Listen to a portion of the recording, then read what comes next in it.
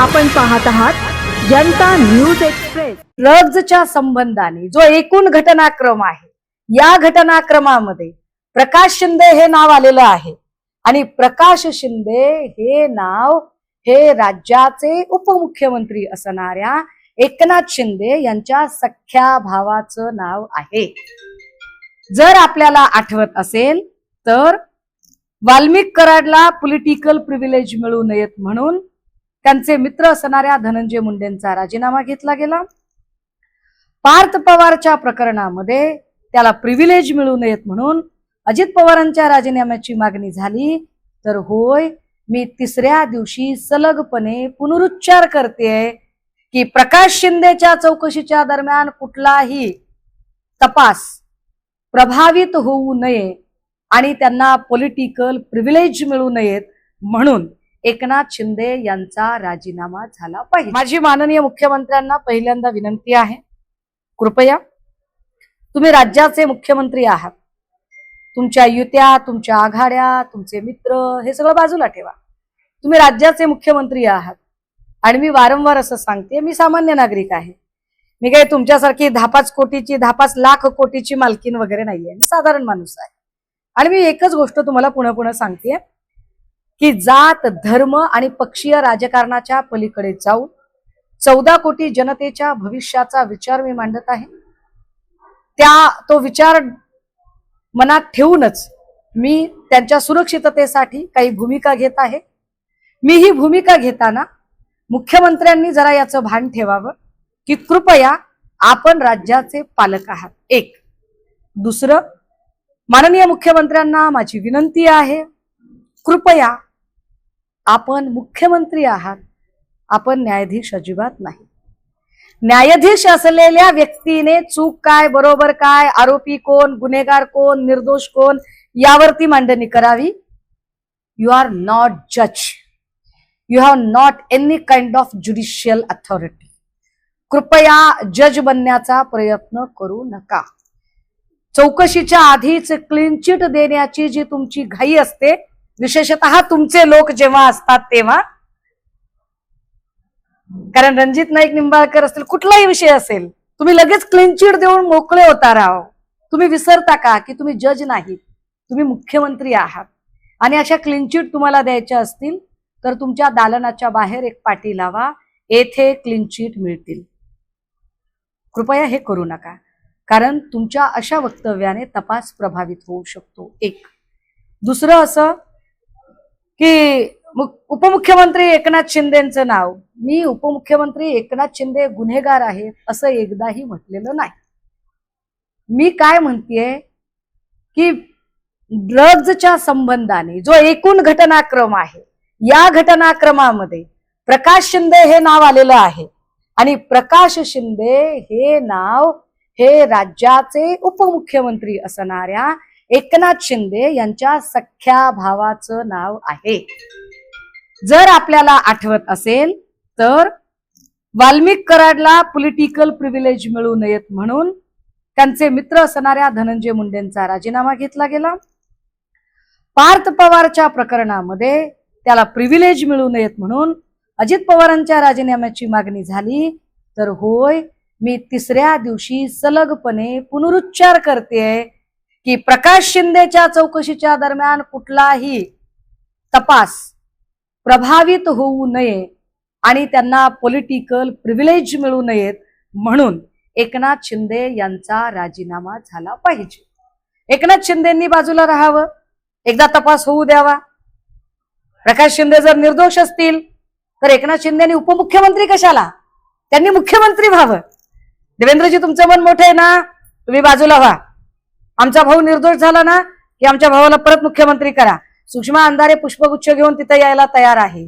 मात्र ड्रग्जचा लढा हा महाराष्ट्राचा लढा आहे आणि जो लढा मी उभा करते त्या लढ्यामध्ये आपण मला डिमॉरलाइज करू नये, माझी विनंती असेल। माझी एक दुसरी विनंती आहे, मी काल काही वृत्तवाहिन्यांना बघितलं, ज्या वृत्तवाहिन्या सांगत होत्या की या प्रकरणातला सूत्रधार वगैरे सापडला, विशाल मोरे नाही। कृपया गुमराह होऊ नये कुणी सुद्धा। विशाल मोरे हा या घटनेतला सूत्रधार अजिबात नाही। विशाल मोरे हा ड्रगचा पेडलर असू शकतो फार फार तर. विशाल मोरेवर 12 तारखेला धाड पडली. 11 तारखेची धाड ही घोडबंदर आणि मुलुंडला पडली. मुख्यमंत्री महोदय, आपल्याला लक्षात येते का? आपण गुगल मॅप एकदा बघा. घोडबंदर, मुलुंड हे सगळे ठाणे परिसरात येतात साहेब. ठाणे ठाणे ठाणे ठाणे परिसरात येतात हे सगळे. हे ठाणे परिसरात येतात. धाड इथे पडली. त्यांच्या माहितीवरून माणसं पुण्यापर्यंत आली. 12 तारखेला विशाल मोरेवर धाड पडली. विशाल मोरेला ताब्यात घेतलं आणि विशाल मोरेने जी माहिती दिली त्या माहितीनुसार 13 तारखेच्या पहाटेला लोक सावरीला पोहोचले. सावरीमध्ये जे लोकेशन आहे, सावरीमध्ये प्रकाश शिंदेने आधी रणजितचं नाव घेतलं. रणजित दरेगावचा सरपंच, दरेगाव एकनाथ शिंदेचं गाव, रणजित एकनाथ शिंदेच्या युवा सेनेचा पदाधिकारी. मी किती वेळा त्याच गोष्टी सांगू की मुख्यमंत्री देवेंद्र फडणवीसांना हेच ऐकण्यात रस आहे, की मुख्यमंत्री देवेंद्र फडणवीसांना हे ऐकण्यात जास्त रस आहे की तुम्ही पुन्हा पुन्हा एकनाथ शिंदेच्या संबंधाने चर्चा करत राहा. तर चला मी तुमची इच्छा पूर्ण करते की हे सगळे संदर्भ जे फिरून येतात ते एकनाथ शिंदेचे नातेवाईक, एकनाथ शिंदेचं गाव, एकनाथ शिंदेची वडिलोपार्जित प्रॉपर्टी, एकनाथ शिंदे आत्ता जिथे राहतात तो ठाणे जिल्हा, या सगळ्यांशी संबंधित येतात. मी तर्कशुद्ध प्रश्न विचारलेले आहेत. माझ्या तर्कशुद्ध प्रश्नांची उत्तरं मला मिळायला हवी. आणि हो, 2 पत्रकार परिषदांमध्ये माझ्याकडून जी गोष्ट राहून गेली, बोलण्याच्या ओघात राहिली, एक की विशाल मोरे हा पेडलर आहे, विशाल मोरे हा सूत्रधार नाही. माध्यमांनी कृपया घाई करून विशाल मोरेला सूत्रधार ठरवून प्रकरण गुंडाळलं जाईल, याला मदत होईल असं काहीही होता कामा नये. कारण विशाल मोरे हा फक्त मोहरा असेल. आपण याच्या आधी असं केलेलं आहे. आपण काय ते अक्षय शिंदे एन्काउंटर प्रकरण असेल, रोहित आर्या एन्काउंटर प्रकरण असेल, असे एन्काउंटर करून तुम्ही प्रकरण दाबण्याचा प्रयत्न केला. मला भीती वाटते तुम्ही विशाल मोरेचं एन्काउंटर कराल. मी पुन्हा पुन्हा म्हणते की विशाल मोरेच्या सुरक्षेची गरज आहे. मी पुन्हा पुन्हा सांगते की आत्मजी सावंत जे PI ज्यांनी धाड टाकली त्यांना सुरक्षा देण्याची गरज आहे. मला मुख्यमंत्र्यांनी सुरक्षा पुरवली पाहिजे. महत्वाचं, NDTVने जो एक व्हिडिओ प्रकाशित केला होता ज्याच्यामध्ये 5 दिवसानंतर पुन्हा एक ड्रग्ज साठा सापडलेला आहे. ज्या ड्रग्ज साठ्यामध्ये एक PI दिसतोय, मला वाटतं कोणीतरी पत्रकार, राहुल तपासे पत्रकार आहे, आणि हे पत्रकार प्रश्न विचारत आहेत. पुन्हा एकदा कॅन दिसतोय, पुन्हा एकदा हे सगळं दिसतंय. याच्यानंतर सुधीर पाटील, PI सुधीर पाटीलवर दबाव येण्याची शक्यता आहे. कदाचित PI सुधीर पाटीलला सस्पेंड वगैरे करून आपण कसे पारदर्शक वगैरे आहोत असं दाखवण्याचा प्रयत्न होम डिपार्टमेंट कडनं होऊ शकतो. तर कृपया, तुम्हाला वाटेल की तुम्ही असं करून प्रकरण थांबवाल तर ते थांबणार नाही. कारण मी उद्या वोटिंग आहे नगर परिषदेची, परवा दिवशी काउंटिंग आहे. त्यामुळे वोटिंग आणि काउंटिंगच्या दिवशी मी याच्यावर आता काही बोलणार नाही. मी 22 आणि 23 तारखेला पुन्हा बसेल. मी पुन्हा काही खुलासे घेऊन येईल. मी पुन्हा सांगते, या काळात मला काहीही झालं तर जबाबदारी तुमची असेल सरकार म्हणून. बाकी माझ्यावर धाडी टाकणे, माझ्यावरती शिंतोडे उडवणे, मला धमकावणे, माझ्यावर दबाव आणणे, अशा ज्या काही तुमच्या टॅक्टिक चालू आहेत त्या टॅक्टिकचा काहीही परिणाम होणार नाही. कारण मी अत्यंत चळवळीतला सडाफटिंग माणूस आहे. आणि आमच्यासारख्या सडाफटिंग माणसाकडे जपायला 2च गोष्टी असतात साहेब. एक, आमची आबरू, आमचं चारित्र्य, आणि दुसरी आमचे इमान. आणि आमचं विमान तुमच्यासारखं विकलं जाऊ शकत नाही. शंभूराज देसाई, दिस इज फॉर यू. आमचं इमान विकलं जाऊ शकत नाही, तुम्ही विकत घेऊ शकत नाही. हा प्रश्न पक्षीय राजकारणाच्या पलीकडे जाऊन कुठल्याही पक्षाने सांगितलं तरी थांबत नाही. लक्षात घ्या, कुठल्याही पक्षाने, कुठल्याही पक्षाने सांगितलं तरी थांबत नाही. हा प्रश्न महाराष्ट्राच्या भविष्याशी संबंधित आहे. कृपया मुख्यमंत्री देवेंद्र फडणवीस यांनी या प्रकरणामध्ये निष्कारण न्यायाधीशाची भूमिका बजावू नये. ज्या क्षणी वाटेल की नाही सगळे निर्दोष आहेत, तुम्ही म्हणजे तुमचं फार प्रेम आहे ना एकनाथ शिंदेजींवर, तर तुम्ही एकनाथ शिंदेंना मुख्यमंत्री करावं. अभिनंदनाचा बुके घेऊन मी येते. तुमचं मन किती मोठं आहे आणि तुमचं एकनाथ शिंदेंवर किती प्रेम आहे याची जंत्री जर मी वाचायला घेतली ना देवेंद्रची, तर असो, त्याच्यावर पुन्हा कधीतरी बोलेल. आता 3 अजून प्रश्न तुमच्यासाठी. मी म्हटलं की मी मध्ये बोलणार नाही 2 दिवस. एक बातमी आहे ही ड्रग्ज प्रकरणाचा मुखिया कोण, वर्तमानपत्रातली बातमी आहे ही. त्याच्यामध्ये ओंकार डिगेला क्लीन चिट कशी, कसं काय तुम्ही सोडता बरं? चला, सर्वसामान्य माणूस असेल तर तुम्ही त्याला 50 वेळा बेजार करता. हा माणूस धडधडीत तिथे सापडला, तुम्ही त्याला पांढऱ्या रंगाच्या इर्टिगामध्ये जाऊ दिलं, परत आणलं. काल माझ्या पत्रकार परिषदेनंतर तुम्ही त्याला चर्चेला बोलावलं, पाठवलं. चर्चेला बोलावता आरोपीला, आणि तुम्ही सांगताय निष्पक्ष चौकशी करणार आहात. कसली चौकशी करणार आहात तुम्ही? कारवाईत काळबेरा असल्याचा संशय. दुसरा कागद महत्वाचा राहिला याच्यातला, फारच महत्वाचा एक कागद राहिला. नाही, मी अजून एक कागद दिला होता आपल्याला. हे डॉक्युमेंट आहेत साहेब. तुम्ही कागदपत्र अजिबात, काय म्हणता येईल त्याला, तुम्ही कागदपत्र, तुम्ही तुमची जमीन विकली काही नव्हती. त्याचे डॉक्युमेंट रितसर ट्विट केलेले आहेत. पत्रकारांना त्याच्या सॉफ्ट कॉपी मिळतील. एक 3री झेरॉक्स मी काढायला सांगितली, ती आली नाही. जी बातमी साताऱ्यात आलेली आहे, साताऱ्याच्या लोकांनी ही बातमी साताऱ्याच्या लोकांनी ती बातमी सगळीकडे फिरली. मी माझ्या ट्विटरवर आता शेअर करते. साहेब, मुख्यमंत्री महोदयांना याची कल्पना आहे का की जेव्हा धाड पडली तेव्हा पंचांच्या कोऱ्या कागदावर सह्या घेण्यात आल्या? कशासाठी पंचांच्या कोऱ्या कागदावर तुम्ही सह्या घेतल्या? म्हणजे एक पंचनामा, त्याच्यावरच्या सह्या, आणि कोऱ्या कागदावरच्या सह्या.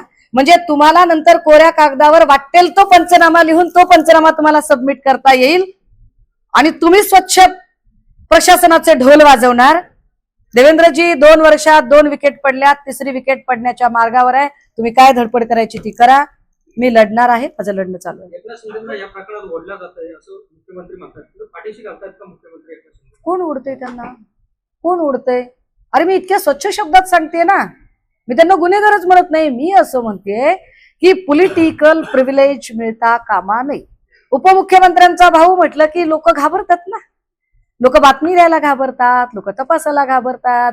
बघा ते माणिकराव कोकाटे तिथे बसलेले आहेत तिकडे.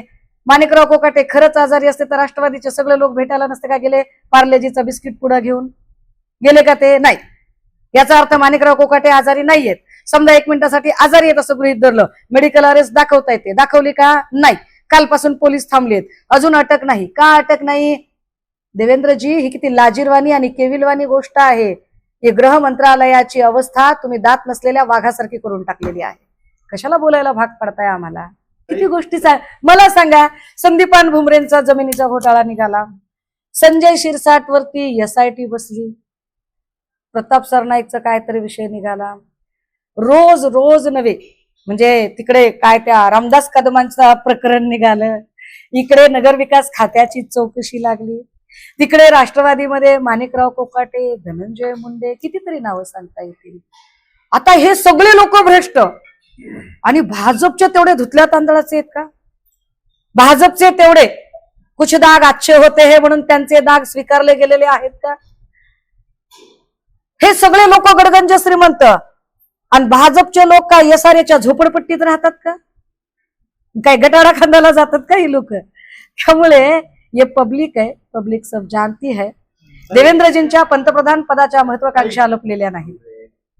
भाजपने स्वतःच्या निष्ठावंत आणि अत्यंत ज्यांनी कष्टाने भाजपला सत्तेत आणण्यासाठी प्रयत्न केले अशा सगळ्या लोकांना भाजपने आता वापरा आणि फेकून द्या, जी देवेंद्र नीती आहे त्या नीतीने. कारण आता मुंडे साहेबांची किंवा अटल बिहारींची आता ती भाजपा राहिलेली नाही. आता नवीन भाजपा, नरेंद्र देवेंद्रची नवीन भाजपा आहे. त्यामुळे त्यांनी निष्ठावंतांवर एक तर अन्याय सुरू केलाय, दुसरं भाजपला चांगली माणसंच नाहीयेत. कारण देवेंद्र नेते घडवू शकत नाहीत. म्हणजे पवार साहेबांनी जसं वळसे पाटील, हसन मुश्रीफ, छगन भुजबळ किंवा अनेक नेते घडवलेले आहेत, किंवा बाळासाहेबांनी जसे चंद्रकांत खैरे असतील किंवा सुभाष देसाई, अनिल देसाई, अगदी किती नेते घडवलेले आहेत, तसे देवेंद्रजींनी नेते घडवलेले नाही. देवेंद्रजींनी नेते चोरलेले आहेत. देवेंद्रजी नेते घडवू शकत नाही. त्यामुळे त्यांना इतर लोकांकडून ते घ्यावे लागतात, ती त्यांची गरज आहे. अचूक बातम्या, निपक्षपाती विचार, अन्यायाविरुद्ध वाचा फोडणारे परखड विचारांचे सार्वभौम दैनिक प्रजासत्ताक जनता.